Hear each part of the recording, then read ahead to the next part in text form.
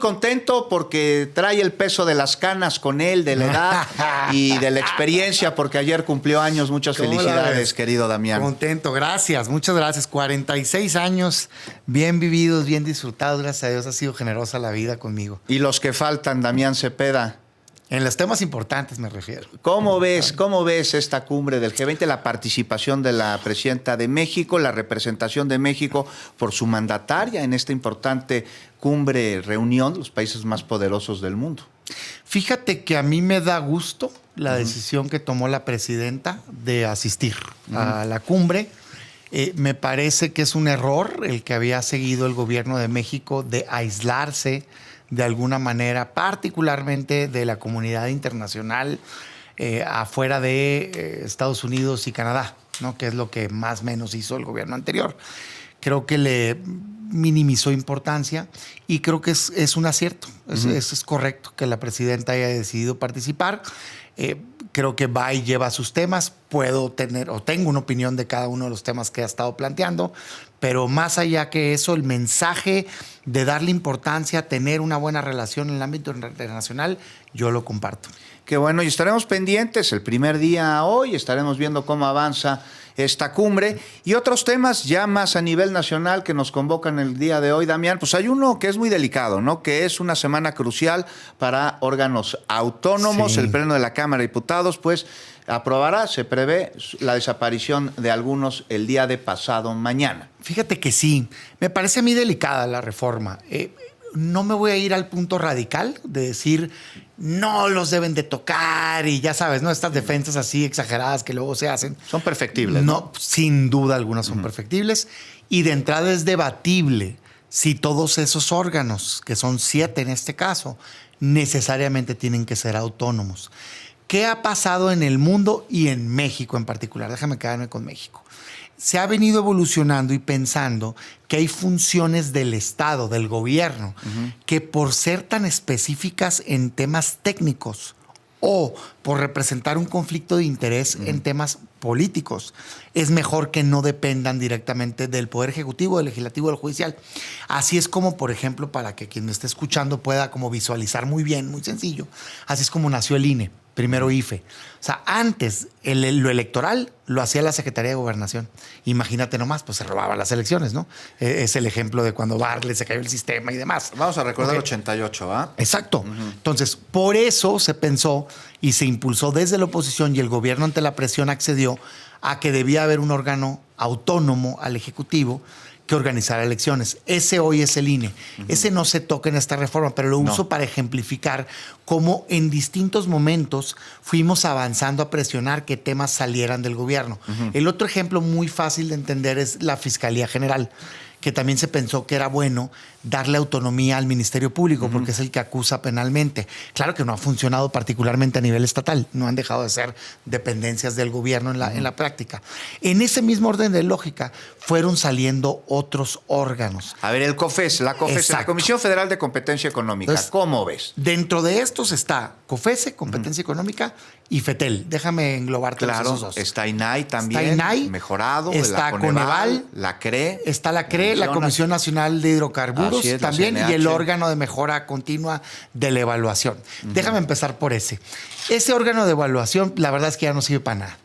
Porque había un órgano independiente, autónomo, lo eliminaron hace unos años con la contrarreforma educativa.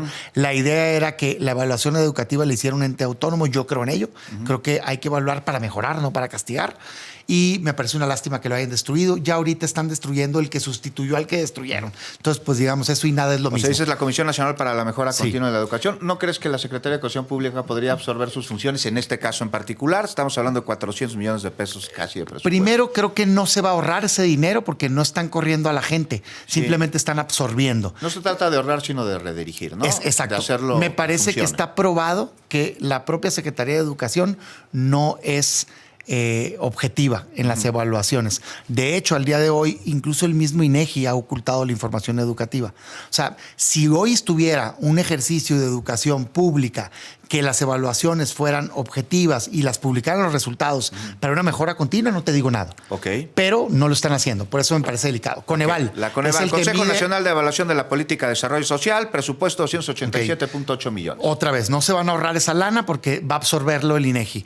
Más bien es si debe de existir o no un órgano técnico con independencia que pueda evaluar las políticas de desarrollo social. Primero, yo destacaría que Coneval tiene un esquema de medición de pobreza multidimensional que es premiado a nivel internacional. Los que dicen que bajaron 5 millones de pobres en el sexenio anterior fueron ellos.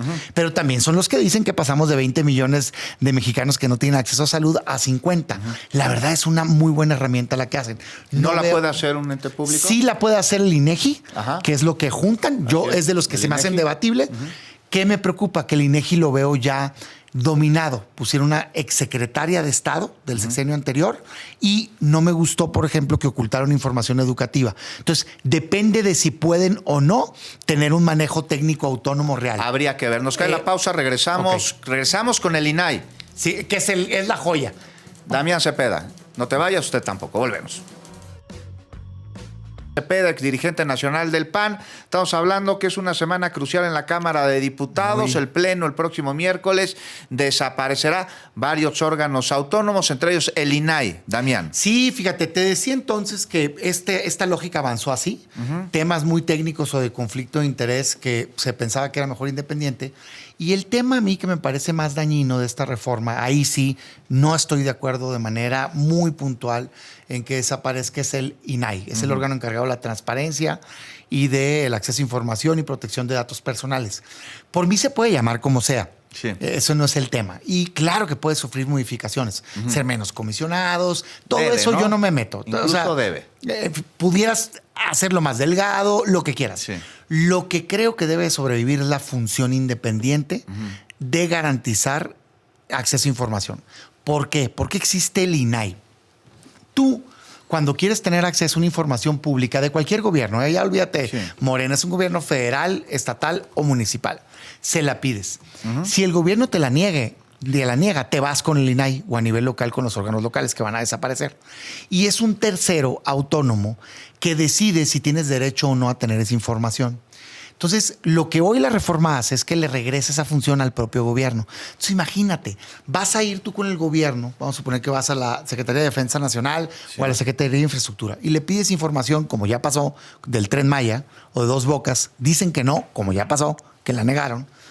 Y vas a tener que ir ahora a la nueva Secretaría de la Función Pública Es del mismo Secretaría gobierno. Anticorrupción y Buen Pero Gobierno. es el mismo se va a gobierno. llamar. O sea, Bueno, ¿consideras entonces que esta nueva Secretaría Anticorrupción y Buen Gobierno, que absorbe a la función pública y que tendrá otras funciones, tendría conflicto de interés 100%. de encargarse de las funciones que lleva hoy a cabo el INAI? ¿O que tendría completamente, que llevar? porque es una misma dependencia que tiene subordinación directa con la Presidencia de la República, decidiendo si es público o no información del propio gobierno. O sea, por eso te digo, no me importa cómo se llame, pero tiene que haber un órgano tercero, en este caso se llama INAI, yo iría... Si quieren cambiarle el nombre, cámbienselo.